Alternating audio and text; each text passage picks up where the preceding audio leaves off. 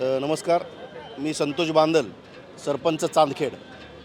आज या ठिकाणी रामकृष्ण मोरे प्रेक्षागृहामध्ये हा भव्यदिव्य प्रभातचा 95वा वाढदिवस साजरा होत असताना फार मोठ्या प्रमाणात वाचकांची, प्रेक्षकांची, त्याचप्रमाणे राजकीय, सामाजिक आणि कला, क्रीडा, कृषी या विभागातून मोठमोठ्या व्यक्तींची या ठिकाणी वर्दळ दिसत आहे.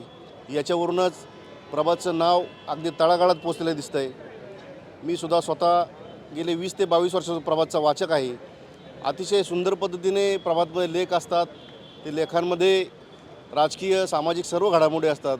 प्रभात हा असा दैनिक आहे की कुठल्याही एका विचाराची बाजू न घेता समविचारिक दैनिक आहे की इतर संपादकांमध्ये किंवा इतर पेपरमध्ये एखाद्या वैयक्तिक व्यक्तीचीच बाजू घेऊन जाणारं दैनिक असतं. पण प्रभातची जे वाचन आहे, मी जे वाचन करतो त्यामध्ये दोन्ही बाजूची बाजू ऐकली जाते आणि नंतरच प्रभात आपलं मत मांडतो.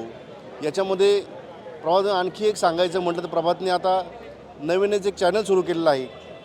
त्या चॅनलच्या माध्यमातून देखील अल्पसंख्याक असतील किंवा तळागाळातील लोक असतील यांच्या अडचणीला वाचा फोडण्याचं काम प्रभात करतं आहे. या प्रभातच्या 95व्या वाढदिवसानिमित्त वर्धापन दिनानिमित्त मी शुभेच्छा देतो आणि पुढेही प्रभातने आपलं काम असंच चालू ठेवावं अशी त्यांना शुभेच्छा देण्यासाठी थांबतो. धन्यवाद.